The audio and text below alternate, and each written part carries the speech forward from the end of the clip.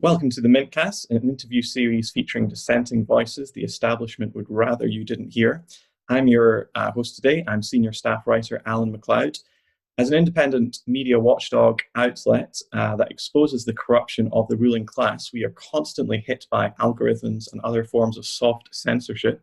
So if you could help out in any way, particularly financially, or even just liking and sharing this segment, that would be very helpful. Today, we're actually talking about the media itself. Virtually nobody trusts it anymore. In the United States, the country ranks dead last among 46 nations surveyed in confidence in the press. Fake news scandals and constant partisan bickering hide the fact that just a handful of corporations control something like 90% of what Americans see, hear, or view. Here today to talk about the problem and solutions to this problem are Nolan Higson and Mickey Huff. Nolan is a lecturer in history and media studies at California State University, East Bay, and Mickey is professor of social science, history, and journalism at Diablo Valley College, also in California. He's the director of the critical media literacy organization Project Censored. Together, they've written two books, The United States of Distraction, Media Manipulation and in Post-Truth America, and a new one, Let's Agree to Disagree, a critical thinking guide to communication, conflict management, and critical media literacy. Gentlemen, it is an honor to have you on the show. How are you doing? Doing great. Thanks for having us. This is awesome. Yeah, always great to be in conversation with you, Alan. You're a stellar scholar in your own right, and of course, always like joining my partner in thought crime, Nolan Higson. Well, I'll ask Nolan the first question then. We always hear about fake news a lot. Many people think of it as a very new and modern phenomenon. It seems that it was really came into public consciousness around the time of the 2016 election. But what I really appreciated about your book, The Anatomy of Fake News, is that it really lays out the history of this phenomenon. In fact, the very first piece of news ever to come out of the Americas was actually fake news. It was Christopher Columbus sending a message back to the Spanish monarchy, saying that he'd discovered Asia and a new Silk Road to China, that the locals there weren't many of them, and who was there, they were very ignorant, and there was gold aplenty in these places. And it continues throughout US history with many of our cherished heroes like Benjamin Franklin or Thomas Jefferson really deploying Trumpian tactics, planting fake stories to slander their opponents. Could you share some of this history with our viewers? Yeah, absolutely. And you're correct. There's a long history of fake news, and really the reason why I wrote the book was I heard so many conversations about fake news being a new phenomenon, and that we just needed to take the right approach to eradicate it. And I knew from studying history that was naive, if not outright ignorant. Fake news has been around for forever. Humans are kind of cursed in an odd way. We have the ability to imagine and create, which is one of the coolest things about being a human. But that also means we have the ability to make things up and be susceptible to lies.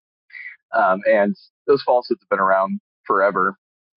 So, in the text, I cover mostly from an American history of just how fake news has always been a problem. It's always been a part of American discourse.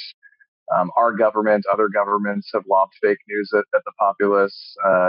Press outlets, both so-called legitimate and for-profit or satire press, have lobbed fake news as well. Individuals have created fake news for their own benefits, sometimes for like career, like folks like Jason Blair, lied to the New York Times about the DC sniper, amongst other stories and other news outlets. So it's just a real long history of fake news. Every new piece of communication technology complicates it, of course, right? There was radio created a new dynamic. It was followed by television and then the internet and then social media platforms. But it's been around forever. So that's why I wanted to write the book to, one, kind of contextualize the post-2016 moral panic, but also to drive people toward more effective solutions rather than this kind of naive belief we could eradicate it. You know, the very first media outlet in the US was established in 1690 in Massachusetts. It was called Public Occurrences, both foreign and domestic. And it was actually shut down by the government after just a few days of operating, after one issue came out before publishing fake news, in fact, what they called it at the time was sundry doubtful and uncertain reporting was the specific charge that was levied against them. But yeah, going through history, it's just incredible. Even people like Edgar Allan Poe was his first job was to be, just employed writing these lurid fake stories for the press of the Gilded Age, who, those owners were really started the practice of using xenophobic fake news in order to deflect readers' anger against the business practices of the wealthy. And if that sounds at all relevant to today, well, just stop me now. I guess the flip side of fake news is the sort of the suppression of real news. And that's where I want to get to you, Mickey. Your organization, Project Censored, is an academic media literacy group founded in 1976. And the point of it is to really highlight the stories that corporate media just refuse to touch for whatever reason. I think everybody should go out, open a new tab, go to projectcensored.org, check out their stuff, especially their radio show. Could you tell me more about what Project Censored is, and also what sort of stories constantly come up in your books and your research that just don't really get any sort of reporting in mainstream sources? Yeah, absolutely, Alan. Thanks for the opportunity. And I, of course, echo everything that Nolan was saying about the problem of fake news and the moral panic that was created around it. So that the antidote was, censoring, right? You just mentioned 1690 and the idea of shutting down fake news and censoring and so on. We think the best antidote for the problems of propaganda and fake news involve critical media literacy education skills. And since 1976, Project Censored has prided itself in developing this kind of news literacy, critical media literacy curriculum. And so we are in the line of work of education, where we think that people are most likely to determine what's going on when they understand the rudiments of critical thinking, when they understand the breadth of sourcing, when they have even basic knowledge of things like the propaganda model that you've written about a long time, Alan, from Noam Chomsky, Edward Herman from 1988's classic book, Manufacturing Consent, riffing on earlier propaganda problems that, they weren't problems at the time, they were actually specifications from people like Edward Bernays about how narratives need to be constructed by elites, and people need sort of kowtow after them, and journalists are supposed to set narratives and agendas, right? Well, that kind of really goes at odds with what we think journalism is. And riffing on George Seldes in the 20th century, journalism isn't about being impartial and objective, which is impossible because of our cognitive and implicit biases, or overt biases for some. But it's really about telling the public what's going on. It's reporting in a transparent way. It's by following the Society of Professional Journalists Professional Ethics Code, right, which is about reporting, causing no harm, reporting transparently. These are kind of basic rules, but they're pillars of the journalistic ethical community. And I say that because there is a wide swath of the journalist community that I would argue is, something other than ethical. Right? It's driven by other causes or other agendas that aren't in the public interest. So what we do at Project Censored is we highlight the independent, non-corporate sources of information that are not objective, but they are highlighting information, facts, transparently sourcing them about key matters that matter, the key matters that are of significance or import in society, but that the corporate press either don't cover them at all, or when they do, they frame them or they spin them and they distort the information. In other words, they create propaganda narratives around them, and they create varying degrees of fake news, right? As Nolan points out in his book, there's a lot of different types of fake news, right? And of course, the most pernicious types of propaganda are not straight up falsehoods, right? Which, as we know, going back, since we're riffing historically, Jonathan Swift, right? 1710, the infamous quote, "Falsehood flies and the truth comes limping after it." Not a new problem, except nowadays, since the internet and the advent of social media, one like, one click, one share, and some stories go viral across the globe, right? And it's as if false statements kind of circle the globe before the truth gets up and gets its pants on. we never know why the truth has its pants off. But nevertheless, it seems like it takes the truth a minute to get going again and sort of catch up. And so what we do at Project Censored is we try to showcase the best of the independent journalist world, where stories, if they would gain more traction, they would really shed light on some crucial and key stories. As Ralph Nader once quipped, all the major newsrooms should have our annual book sitting on a shelf for slow news days, so they can pick up a story that they didn't bother covering last year or 5 years ago, right? So again, what we're focusing on doing is spreading news literacy, teaching people how to develop relationships, trustworthy relationships with sources, not just whole outlets, but actual, even just reporters in general. We've seen that trend, actually. That's one of the newer trends we see with Substack and so on, is people even leaving well-established alternative outlets to kind of go it alone, to sort of forego the baggage of labeling that we've seen really on steroids in a fake news era of moral panic. Whereas Nolan could tell us, entire outlets have been deplatformed. Well, I'm talking to you, Alan, at Mint Press News. Menard could talk about that too. Whole outlets have just been shut down and labeled in this way. And again, the root of sort of helping us navigate this is media literacy education, not algorithmic censorship, not blacklisting. And as this current whistleblower case with Facebook goes, this person, Frances Haugen, I believe, they're now testifying in front of Congress. Well, when does the corporate media ever love a whistleblower? They didn't like Julian Assange. They didn't like Edward Snowden. They didn't like Thomas Drake. They didn't like Reality Winner. They didn't like Chelsea Manning. They didn't like Daniel Ellsberg, if we want to go back a generation. Why do they like certain whistleblowers and not others? Well, that gets into media literacy. Maybe we'll talk about that here with you later. But anybody that didn't know that social media feeds sow division has apparently not been paying attention. The scholarly literature already documents all of this, as Nolan has pointed out in numerous publications, and we have at the project. But I think we live in a complicated time, Alan. And when you said at the beginning of this conversation, in the U.S. in particular, public trust in media is really low.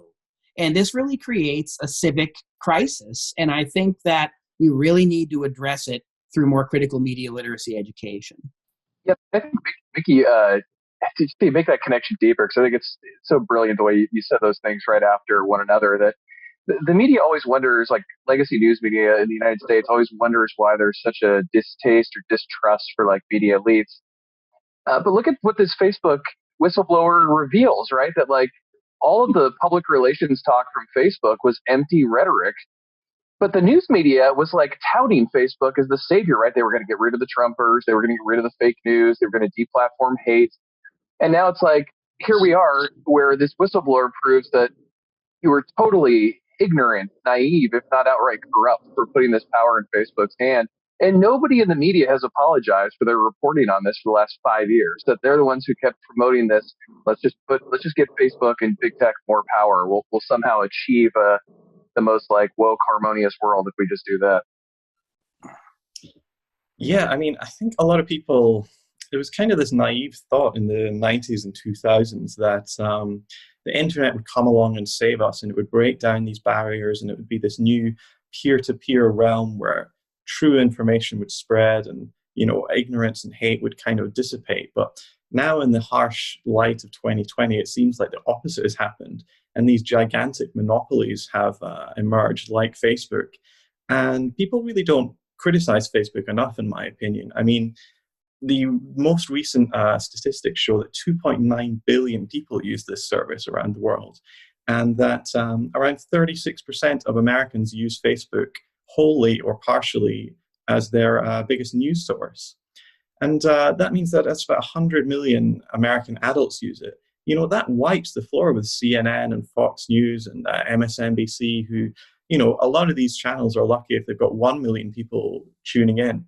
And Facebook has this enormous power, and it's just not scrutinized. I mean, one case which has, been in the news in the last couple of years is the case of Myanmar, where Facebook has this huge monopoly over communication there, because for the longest time they allowed the people of Myanmar to use the data for looking on Facebook for free, which is really important in a poor country with not, great internet access.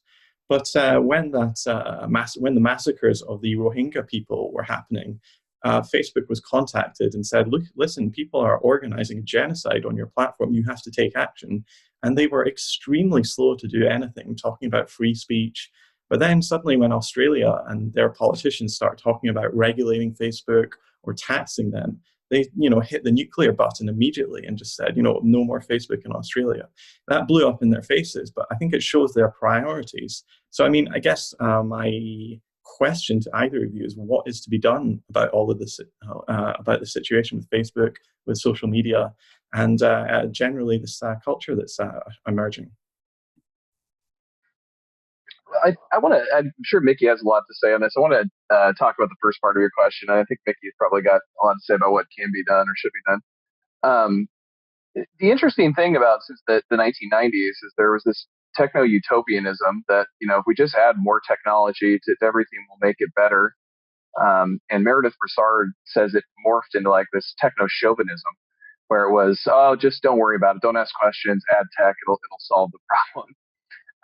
One of the real problematic areas is the American left really bit hard on this techno-utopianism, and they developed a whole sort of online cultural movement that largely replaced liberal politics. So leftists and progressives think that they're holding people accountable or that they're doing meaningful action online, and because there's no real weight supporting that, the left has largely collapsed under itself in this country because of that. And ironically, as Angela Nagel points out in her book, Kill the Normies, it was right-wing circles, so-called alt-right, who used that space to launch their power. So while Facebook's kind of talking this like techno-utopian manner from the left, they kind of miss how it's really served against left politics in a lot of ways in the United States. I think that's an important context here we talk about, because whenever we sort of get into the ways in which there's going to be regulation of the industry, breaking up big monopolies, more transparency, all those kinds of things, there's pushback from leftists who say no, we're using this platform meaningful ways to enhance our democracy, organize. And I think we need to really have a reflection on that, because that's not the case. It's not borne out in the data. Yeah, and to build on what Nolan is saying, these private corporations are relatively unaccountable. They all got started with public support and public money going back to DARPA in the 1950s. They claim that they have proprietary algorithms and it's not affected by the First Amendment because they're private corporations. And we see sometimes people like the head of Twitter, reluctant to censor anybody, but then ultimately capitulates and they'll wipe out at Trump. But meanwhile, as Mint Press News has covered, 800 other sites have disappeared or been deplatformed that were progressive or left, right? And so it's interesting that among a lot of the groups crying about the problems of social media, they're actually arguing that fact-checking and censorship is the way to go. And who fact-checks the fact-checkers? And as Nolan was suggesting here, this techno-chauvinism is that, well, we can just create a better technology to fix what was wrong before and what has subsequently been broken by that technology. Well, again, this is a nonsensical cycle. And again, the idea that all this comes from public monies, public seed money, and as you said earlier, Alan, 3 billion people around the world using a platform like this is well beyond anything that should be up to the whims of a boardroom and some investors, right? Basically, 3 people decided that Donald Trump should be kicked off of social media, right? If you want to get down to the brass tacks there. If that's not some kind of technocratic fascism, I don't know what is. Though ironically, this is all born out of the freedom of the internet culture, right? And again, I'm going to double down on this. Nolan and I wrote about this in the United States of Distraction on media manipulation in a post-truth world and what we can do about it. We identified over 50-some years, how did we get here, right? Lao Tzu, if you're not careful, you'll end up where you're heading, right? Are we there yet? In the United States, we've had a collapsing infrastructure when it comes to education and media. So if you take a look at some of these major problems that didn't develop overnight and you begin sort of chipping away at them, you can begin to rebuild the foundation of a critically thinking society that appreciates diversity in media as the backbone of a stronger democratic republic, right? Which is in theory where this starts, but it goes way off the rails. We have a pervasive commercial entertainment culture, number one, and that gets worse by the day. We have become increasingly hyper partisan in over the last half century, meaning like off the rails worse than even in the Cold War. We have a deeply fragmented media landscape exacerbated by social media. Alan, you just said that somewhere near 100 million people are on a particular platform. I mean, Tucker Carlson's lucky if he gets a couple million people a night watching, and that is considered the record audience level, right? So where are people really getting information? You said it. Social media is not a journalistic outlet, right? And it appeals to people's confirmation bias. It's the worst possible recipe for people to get accurately informed about the things going on around them. And of course, the last thing we pointed out, other than a fragmented media landscape, was that we have an ineffectual education system that's not based on critical pedagogy.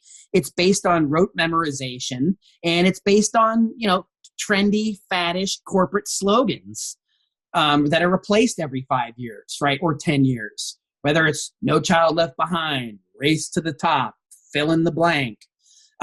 We can't have a conversation about what's wrong about social media and journalism without addressing all of these historical contexts, which we do in our publications and in our show and in our movie, United States of Distraction, that you can see online for free. That was narrated by Abby Martin of the Empire Files. But we actually go through a whole section in our book called Make America Think Again. And our next book at Routledge is called Let's Agree to Disagree. It's a whole primer on critical thinking and critical media literacy that's connected to conflict resolution and communication. So now we're trying to address the situation that social media has just absolutely exacerbated to a point to where we have people running and reaching for alarm buttons like this Facebook whistleblower. Is she really telling us anything that we didn't know or suspect? Or is she a Trojan horse for more censorship, more control? The dream idea would be maybe this leads to a breaking up and more regulation, but that's not been the trend of Congress or the FCC. The trend has been pushing back on the corporations to police themselves with fact checkers like the Atlantic Council, the PR arm from NATO. Again, it would be laughable if it weren't so obviously problematic. But again, this is the new frontier. This is where we are. And I think we need to spend more time listening to critical media literacy scholars about these situations, not technocrats, not bureaucrats, and not censors.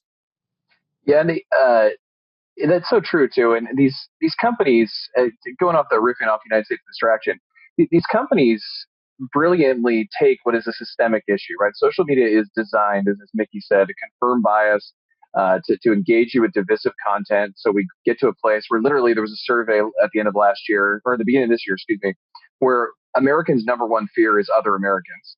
That's how divisive we've become in this country. And so you get to this place where it's clear that the platform is systematically is contributing to it. Even the whistleblower said this, that when Mark Zuckerberg tried to push pro-vaccine information, the platform is built in a way it's so divisive, he actually helped amplify anti-vaccine information. So that's the way this thing is designed. But with the brilliance of what they do is they take it from a systemic issue and they make it an individual issue. Just people who believe this idea will remove them, or this figure will remove them. Well, simultaneously, they have this program that protects elites. So if you're in power, elected office, if you're a wealthy person, you're not held to the same moderation standards as everyone else. Does that sound like election meddling much? Because if I ran for office against one of these folks, they are not moderated, but I am. Sounds quite like what they would call Russian meddling just about 5 years ago. I do think, though, one area where I am optimistic that maybe the government will take action. And Mickey's right. Throughout this whole social media experiment, our bureaucrats have always sort of responded to everything as a partisan issue, right? So leftists would get upset and they'd go after Trump, and then the right wing get upset that accused Silicon Valley of pushing like liberal content. It was always through this like partisan lens. I think the emphasis though on children's health and the fact that Facebook is targeting children and knows their platform is against having undue health effects on children. I really hope that child health does not become a partisan issue. I'm pretty confident it won't. I may eat my words because this is the United States of America, but I hope that that is something that can bring Americans together and be like, we got to do something about this. You can't have friggin' 12-year-old girls with going through these undue health effects and body dysmorphia. There's nothing. I just don't take it spin that into a partisan issue, but maybe I'll be proven wrong. Yeah, I mean, yeah, in the past few decades, tribalism and partisanship have, really gone through the roof, especially in the US, but really everywhere in the developed world. I mean, every November and December, Thanksgiving and Christmas, people are, scared or anxious to even go back to their family because they know they're going to get in these arguments with their uncle or their granddaughter. And so much of this is being pushed by media sources, not just the likes of Facebook, but certainly them, but also the legacy media like Fox News. I mean, I remember they did a segment. It was all this inflammatory thing about how Democrats would rather their daughter bring home a member of MS-13 than a Republican. One person who seems to have no problem with the gang is writer Rob Rousseau, who says he'd rather his daughter, which he does not actually have, date an MS-13 member rather than a Republican. And then Democrats responded to that by saying, yes, we would rather have their daughters go out with, gang members.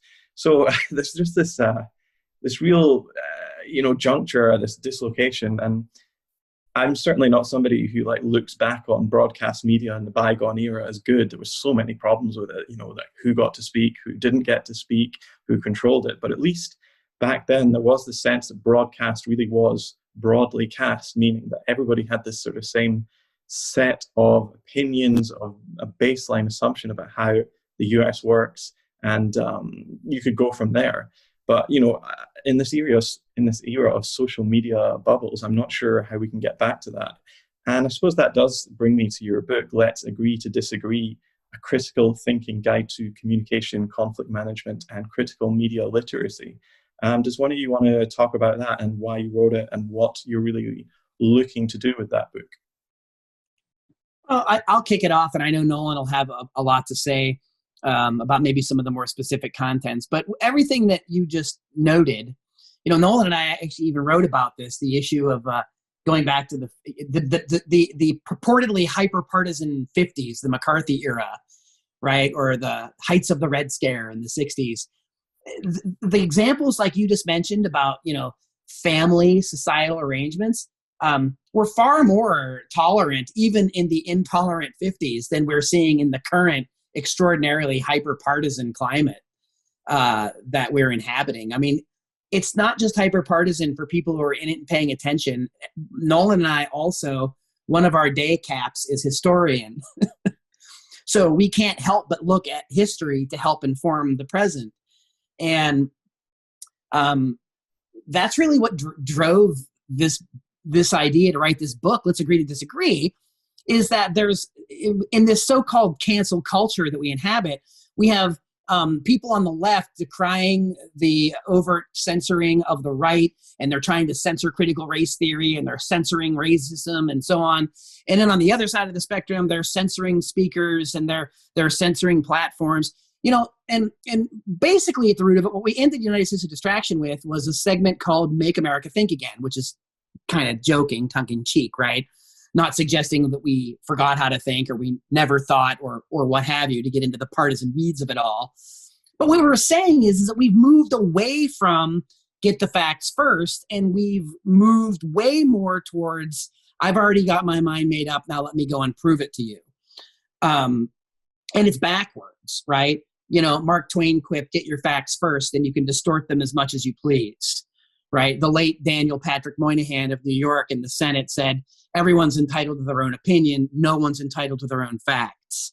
Well, that's kind of riffing on what you were suggesting about the broadly cast world, right, of bygone days, not the rose-colored glass but you get what I'm saying. We've way moved away from just nuts and bolts reporting to where almost all forms of journalism are some type of opinion journalism, some type of first-person experience journalism. And again, I'm not saying those are bad. What I'm saying is they're different. And what we see on the major cable outlets, whether it's Fox, MSNBC, or CNN, they're so completely wedded to an ideological brand that you can't even have modest criticism that goes against the brand on a given network without people being decried as heretics, right? The Jake Tapper just happened with Jake Tapper on CNN not long ago, saying like, maybe Biden's making a mistake by hyper-partisaning vaccines. Maybe he shouldn't be calling it a pandemic of the unvaccinated, which is an unfactual statement in several ways, and also purposely pits people against each other in an area of our lives where we shouldn't be. I mean, this is one example, but even at CNN, to even have a modest discussion or disagreement, which would resemble a journalistic debate, it's verboten, right? And that right there in a nutshell, there's a billion other examples, but that's really what needs to change. Social media does not model functional communication, okay? It's the opposite. The book we did purposely tries to model, what does this look like? Why is it important to have theoretical backing in social science? Why is it important to have basic media literacy skills? Why is it important to understand representation? Why is it important to understand how to construct a logical argument and avoid fallacies? What are some basic things we can bring to the table about being critical listeners, compassionate listeners, and how can we elevate our cultural competency to understand people who are different than we are, right? Those are the things that we can all do to bring to the table, right? But much like the pandemic, many Americans want the quick fix, the quick shot, and what have you, to fix a problem that's long time in the making and ravaging the world as we speak, right? We need a more long-term approach, to what's been referred to as an infodemic, right? In many ways. And we really need to go back to the core of understanding how to critically think, how to communicate, and even how to agree to disagree. Yeah, and I think kind of to riff off that, to Mickey's point, this book is really kind of our plea. We went on our last book tour. We kept getting asked, well, I want to talk to the other side, or I disagree with so-and-so, but I don't know how to talk to them. And we sort of followed that line of thought, like, what is it that prevents people from being able to talk? We both have studied democracies throughout history, and believe me, they've all had their problems. But generally speaking, the people have recognized that they share some space, even if they totally disagree on policy issues, and they're able to communicate as such. But we just saw that there was something in the culture. We were out there talking to people that it was just so divisive. So this book was basically our plea for democracy, right? There was all this talk in 2020 about how democracy was on the ballot, which wasn't true. But it was still the idea that people were talking about democracy. They cared. And we took sort of a radically different direction. We said, we care about democracy, but it's not going to be a once every 4 years you turn out to vote and protect it thing. We got to change the culture. We got to change the way we get information. We have to change the way we communicate. We have to change the way we think about each other and ourselves. And so that's really what this book is. It comes into kind of that moment, this moment where about half Americans tell pollsters that they think they're going to see a civil war in their country in their lifetime. I mean, that's insane. There's nothing more antithetical to a democracy than a civil war. And part of the thing that I think complicates it, and that we really emphasize this in the book, is that our media system is now trying to keep up. Our news media system is trying to keep up with social media, in that it's rapid. It's trying to always distract us, change our direction, find the newest outrage. It's an outrage machine. A moment ago, you talked about visiting family members. I mean, sometimes you see folks that they're just going on about some story I've never heard of, right? They'll say like an undocumented immigrant, was burning buildings. And I'm like, what? Where did you hear this? But it's these outraged, total fabricated stories that they're fixated on. And a prime example of this was Afghanistan. I couldn't believe how many people had an opinion on Joe Biden pulling the troops in Afghanistan, because for 20 years, I could not find a person who had an opinion on Afghanistan or knew what was going on in Afghanistan. But all of a sudden, we were 330 million experts. That's the power of news media in the United States, right? It just redirects, and we're so outraged about the new thing, we rarely stop, reflect, think, or communicate with each other. And so this book was our way of saying we have to change that. And we gave some applicable steps that we think people can take to start thinking about how to approach people they disagree with, how to engage with information that they doesn't agree with them, and also how to engage with media platforms. What are the benefits that we can hold on to? What are the negative aspects that we can hopefully mitigate? That's kind of the book in a nutshell. So you're both critical media scholars and teachers. I mean, what does that look like? What sort of tools are you trying to give students that you teach? How are you trying to prepare them to kind of like for this intellectual self-defense, as Noam Chomsky talks about it? How are you trying to prepare these people to really critically evaluate what they're reading? Because I think it's so important, but most people don't really have any sort of like theory or understanding or just general knowledge about what they're reading and, what sort of sources they're going from. How do you really prepare people for this world? And certainly it should be something that's taught in schools, but ultimately it's not. So how do you guys go about that? I'm going to start. I'm not being ageist, but I want to say that Mickey has been teaching critical thinking for a lot longer than me. It's got sort of fabulous record, to say the least. So he's going to, that aspect he can definitely talk a lot about. But kind of closely related, I guess this is kind of a question for Mickey, that I've noticed in my teaching. We both teach in higher ed, and content-wise, students are engaged. These are the things they're thinking about. They're ready to debate these things in the classroom. We try and bring in topical issues in both of our cases. So whatever kind of topics are out there online in legacy media, we use those as examples that we can help teach critical thinking and critical media literacy. So things like cancel culture or Trumpism or whatever it may be. We purposely bring that stuff in the classroom to show that you can have these discuss controversial issues in a responsible and a professional way. And that's a good window to do that. I think one of the challenges that we face, and this is where I think Mickey would be really interested to jump in here, is a lot of students, even though they're interested in the content, they're used to a different learning style. That is, so much of our K-12 education in the United States is fixated on bubble filling and finding the right answer. Where you come to a critical thinking classroom, and the emphasis is on, look, think your way out of this. What evidence do you have? What evidence do you not have? What assumptions are you making that are baseless?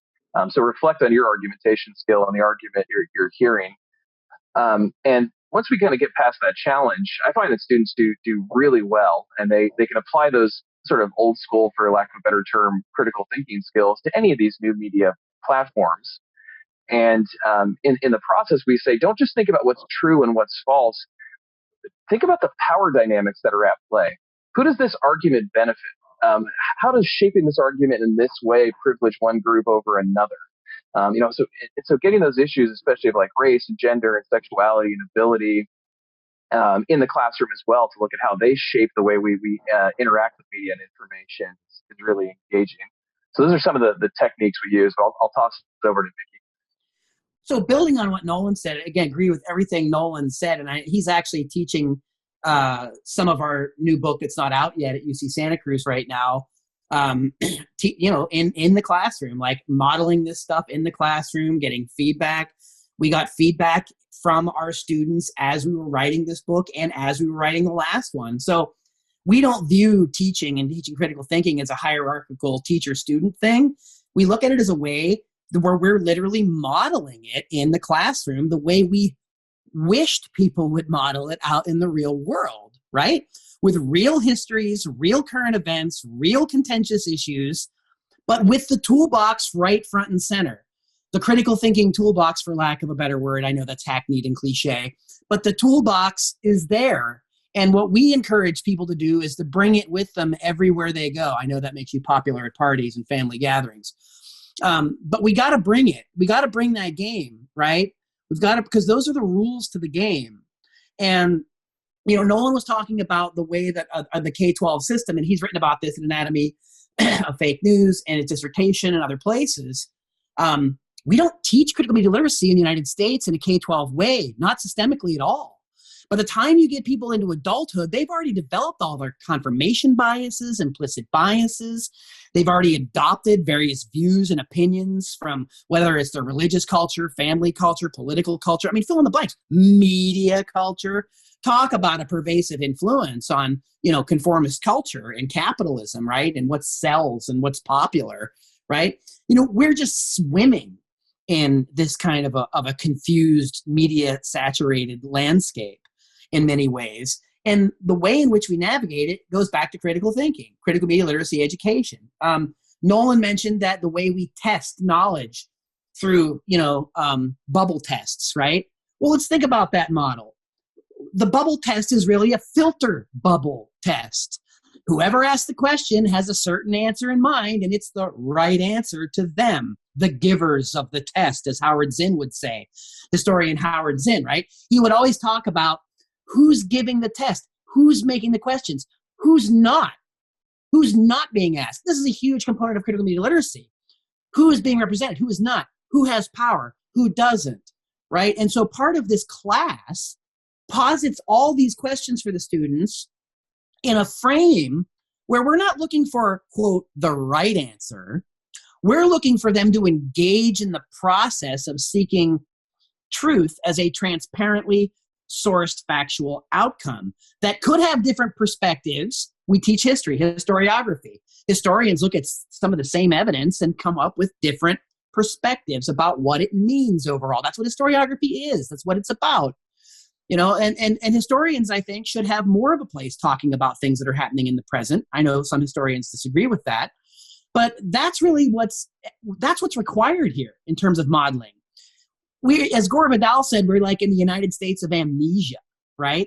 Well, because we live in the United States of amnesia, we're prone to be the United States of distraction, which has created a United States of division, or a dis-United States of division in many ways. So all of the work that Nolan and I do central to education is based on critical pedagogy. It's based on empowering the people that are in our classroom. And we are all teachers and students, and we all teach and learn from each other. But we hold up these principles. We hold up Society of Journalists professional ethics codes, right? We hold up, we understand what our limitations, cognitive biases are. We understand logical fallacies and how to avoid them. We teach people how to construct logical arguments and understand and assess the factual integrity of information, right? I mean, this is stuff that information scientists and librarians have been doing forever, right? But notice we've kind of relegated librarians just totally to the margins of our culture, right? They're just stereotypical memes for most people, right? That's a bad sign in a culture, because we're talking about a group of people that are experts on what there is to be known epistemologically. Right? Librarians should be front and center helping inform our pedagogies, helping inform our journalistic practices. Last week was Banned Books Week, where we're supposed to be celebrating the right to read and the right to know. Yet here we are in a social media world where censorship is pervasive, where we have people both decrying it and cheerleading it, right to left, right? Those are all signs that we have a dysfunctional information system, and I'm going to sound like a broken record and dating myself because I'm talking about records. We need to have critical media literacy education. We need to teach critical thinking. We need to help people understand the utility of thinking critically and independently. We are not in the business of telling people what to think, right? And as Emma Goldman once said, the most unpardonable sin in society is independence of thought. We need more sinners. We need more independent thinkers. But you can't be an independent thinker until you really go out and start thinking about the many possibilities out there in the world independently. It's a process where there is not a shortcut, right? We could call ourselves the United States of shortcuts or abbreviations, right? Everybody wants a short way to do it. There's no short way to think deeply, critically. And as you know, Alan, as a scholar yourself, we think about these things for a long time, 20 years. 30 years. I've been in higher education 20 plus years now, and I'm very fortunate to have been there. And I've met people like Nolan along the way. And this is what does give me hope, is it's the students. It's the people that are hungry for knowledge, that want to know, and that know that we can do better. We can have a better media system, part of that solution goes to things like Victor Picard talks about the public funding, right? We need like $30 billion to fund a true public independent media system in the United States, which is totally doable because that's a drop in the bucket compared to what we throw at the Pentagon or something else. We're not serious about media reform in the US because the media system works very well for who designed it, the elites and the plutocrats. And the last thing those people want is we, the people, having the keys to drive our own information cars on our own highways, right? That are done in the public interest, not private, and that abhor censorship and welcome diversity of viewpoints. As don't get to quote slave owners like Tom Jefferson every day, but if I did, I'd go back to the inaugural address in 1801 where he said, "Let error of opinion stand where reason is free to combat it."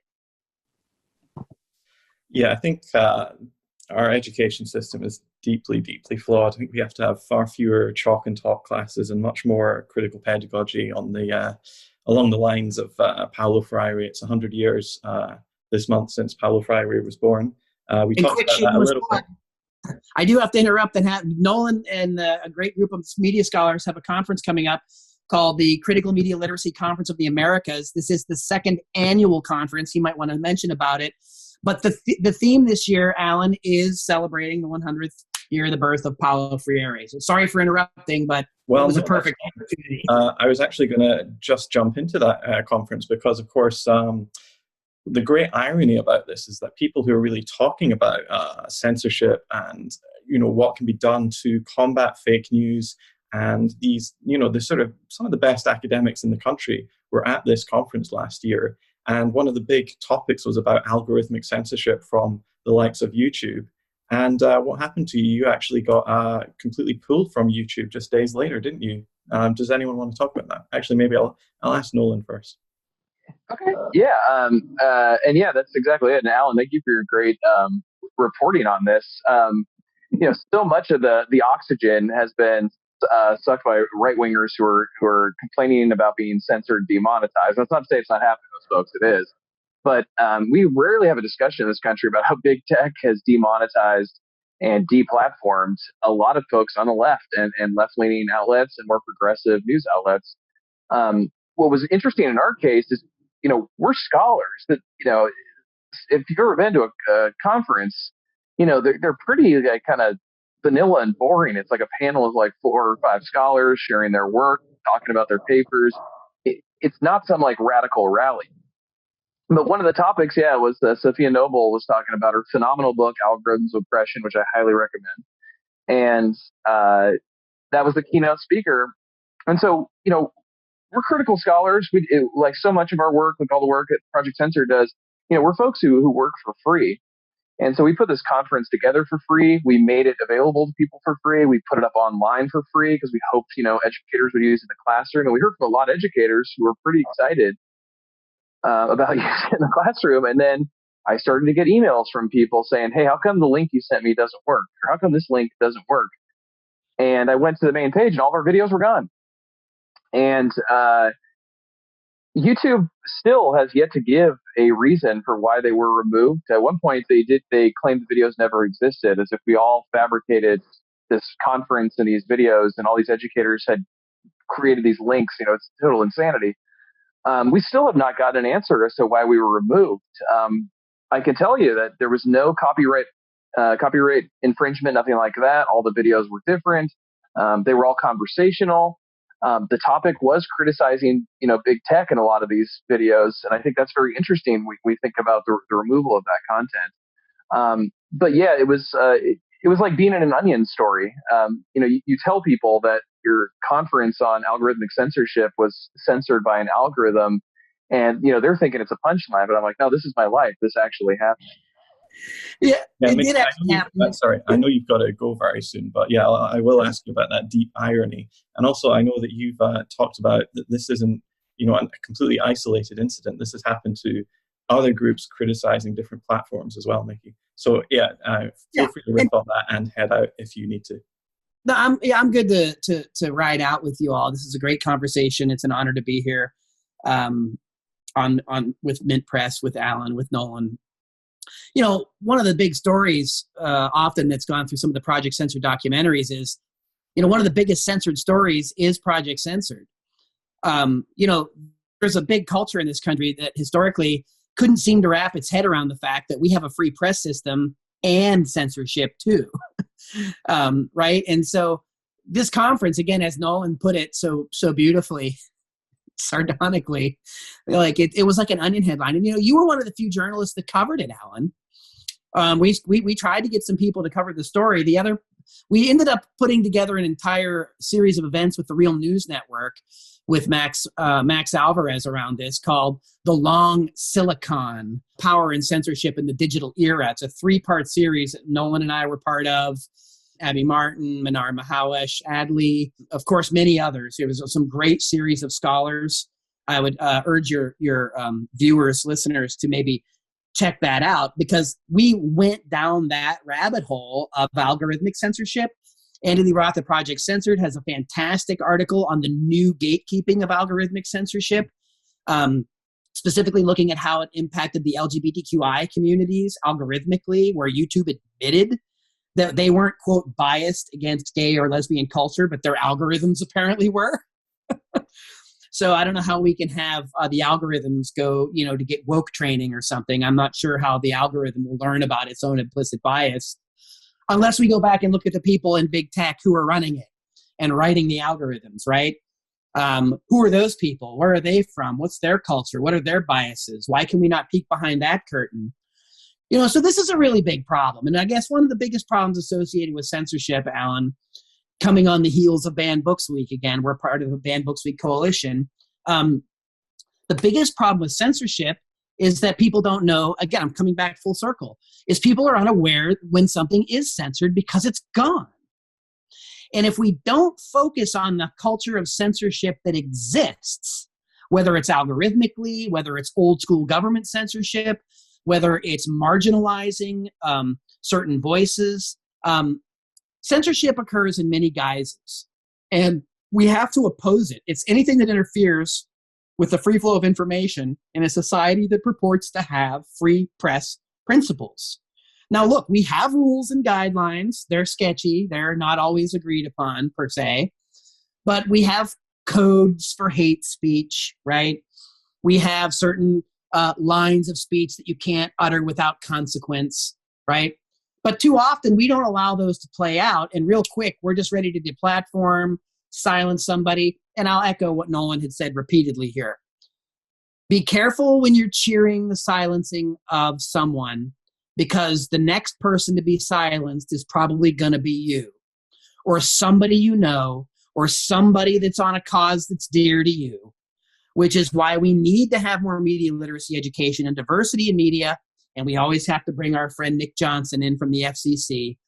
Your second priority, right? Whatever your first primary area of interest is in civic engagement, if your second priority isn't media democracy, media access, media reform, and free press principles, you're likely to gain very little ground in your primary area of interest, because information control is information warfare. We wrote about this in the United States of Distraction. It's been going on for a while. Whomever controls the narrative tends to pull the wires that control the public mind, as Eddie Bernays would say, and as he did say in the 1928 book Propaganda, before it was a totally sullied term. So yeah, I'm glad you called attention to that, because the next conference, Critical Media Literacy Conference of the Americas, is coming up October 15, 16, 17. You can learn more at criticalmediaproject.org, or you can learn more at projectcensored.org.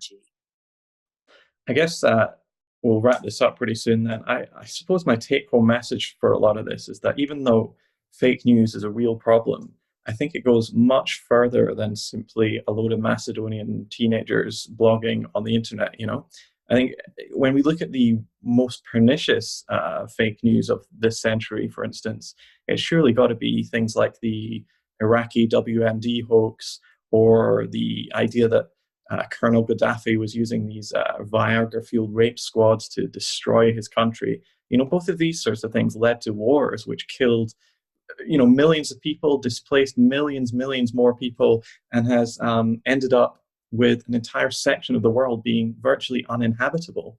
And who pushed these? Was this these, little bloggers, wherever they were? No, it was actually the biggest outlets. And that's, the New York Times, CNN, etc. And that's the reason why it's so pernicious, because they have the power and influence. Whereas, some, as I said, foreign bloggers, posting on Medium or something, their reach is highly limited. And that's why really I think our ire and our focus should be drawn towards the most powerful in society, not just a bunch of people who are talking about how Barack Obama is the Antichrist. Ludicrous as that is, I think eyes should be kept very much squarely on the prize here. Yeah, no, I think it's a great point. And that's one of the things we've raised over the years, which is yes, false information, misleading information is a problem for any democracy. The question with how you deal with that, though, one of the things you need to consider is, who are you empowering in the process of dealing with fake news? Or do you want to empower the government? Do you want to empower private industry? Do you want to empower a political party? And that question has real implications. One of the things we've noticed throughout history, and I write about this in the Anatomy of Fake News, is that everybody will jump over themselves to solve the fake news problem because they see an opportunity to empower themselves and spread their own propaganda.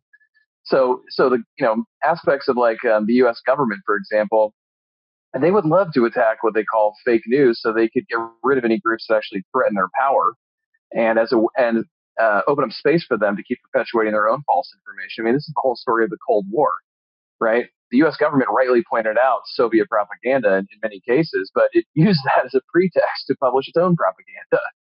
And that trend occurs over and over again. And I think, Alan, the way you used many of your examples there were tied to war.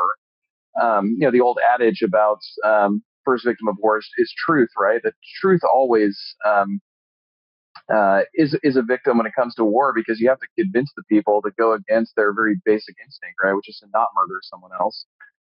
So there's a link, and I show it a lot in the Anatomy of Fake News in history of fake news and war. So I think those are really critical questions and a great takeaway for folks. Yeah, and as Nolan was just saying, I mean, we could go rattle off a list, whether it's the Spanish-American War in 1898 with the great propaganda campaign, Remember the Maine, the newspaper pictures, etc. World War I, the Four Minutemen, the Creel Commission, Eddie Bernays, World War II. There's lots of problems with the early narratives of World War II and involvement in World War II, from Pearl Harbor to the dropping of the bomb. We got the atrocities of Korea, No Gun Re, all under the table, all parts of propaganda campaigns that hide the atrocities of the U.S. and manufacture the atrocities of others. Gulf of Tonkin, WMD, what the Pentagon Papers revealed, what we learned after WMD fiasco. This is a pattern. And this is why I'm talking about critical thinking and history again, is because, as Nolan deftly pointed out in Anatomy of Fake News, these are the trends and the patterns. These are not the exceptions. They're basically the rules. And to ignore that evidence is willful. To not teach it is to seriously, dangerously flirt with creating a dangerous public that can succumb to demagogues. And we've seen that happen historically, and we've even seen it happen here. Yes, it can happen here, Sinclair Lewis. It'll happen differently, right? Wrapped in flags, in other ways. But again, there's one other component here, and Nolan's talking about, I think, something that we don't want to lose sight of, and we don't want it to be trite: the pursuit of truth, right? The Rand Corporation, whom we don't get to cite every day, certainly does accumulate a lot of interesting studies. And one they did a couple years ago was called Truth Decay. And Andy Roth and I at Project Censored found ourselves looking at it for different reasons. And we agreed with many of their findings for different reasons. But it goes to the root of what Renee DeRessa wrote about, too, for New Knowledge, about the fact that we're in an information war. This was all swirling around Mueller and the Russia Gate, and that, if you don't choose a side, you'll automatically be a victim and a pawn in the war of information. Well, scrap that. As Rabindranath Tagore, the Indian poet, once wrote, truth comes as a conqueror only to those who have lost the art of receiving it as a guest or a friend.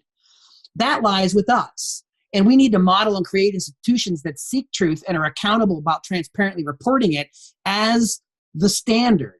right? That's the standard of reporting, and truth-seeking becomes noble, not something that's part of my partisan cudgel to bludgeon other people into submission, but to really build consensus and understanding where we can use our differences as strengths, not weaknesses, and we don't allow them to be used against us by a technocratic, plutocratic elite that's pulling our wires through social media confirmation biases in many ways. And last, there's some important truth to uncover here, and Nolan had the good fortune of actually studying with the historian Catherine Olmsted at UC Davis, and Susan Merritt, a librarian that's worked with stuff that Project Censored before, pointed this out in several of her chapters. One of the things that we've been talking about for the last several years over and over and over again is the danger of conspiracy theories, right? And that kind of language is pervasive, right? Conspiracy theories about world population, conspiracy theory about vaccine, conspiracy theory about pizza places and pedophilia and Democrats. It's all over. But here's a really interesting thing that as an historian, Olmsted pointed out. She said that more often, however, the culture of suspicion created by revelations of government conspiracies undermines democracy. When citizens cannot trust their government to tell the truth, when they are convinced the public officials routinely conspire, lie, and conceal their crimes, they become less likely to trust the government to do anything. So starting to sound familiar? The result is a profoundly weakened polity with fewer citizens voting and more problems left unaddressed for a future generation that is ever more cynical about the possibility of reforms. Well, if past is prologue, back to Lao Tzu, are we there yet? And I would argue that people don't have outlandish conspiracy theories, to quote George W. Bush, who said we should never tolerate them about 9/11. Here we are 20 years later. But we wouldn't have to deal with them if we actually had transparent sources of news and information that weren't part of filter bubbles, that weren't part of a hyper-partisan landscape, that weren't built on a society that lost the ability to think critically and independently. Back to USOD. We didn't end up in this situation overnight. We're not going to get out of it tomorrow. It's going to require a generation of teaching. And hey, 100 years, what a better way to celebrate Paulo Freire. We need to continue the tradition of critical pedagogy, scholarship, to build our understanding and build an informed generation of people that really understands why we cherish the truth and why it's worth seeking and reporting about. You've said it all, Mickey and Nolan. Thank you very much for joining me today. Please, if you're watching this, do check out their work, especially their books, United States of Distraction, Media Manipulation in Post-Truth America, and the new one, Let's Agree to Disagree, a critical thinking guide to communication, conflict management, and critical media literacy. Thank you very much, gentlemen, for joining me today. Thank you. Thanks, Alan. Always a pleasure. That's great. Yeah, so last thing I'll say is please do check us out. Please do share this and like this. And also, if you are in an economic position to help out independent alternative media, do consider donating today. I'm Alan McLeod, signing off for Mint Press News. Thank you.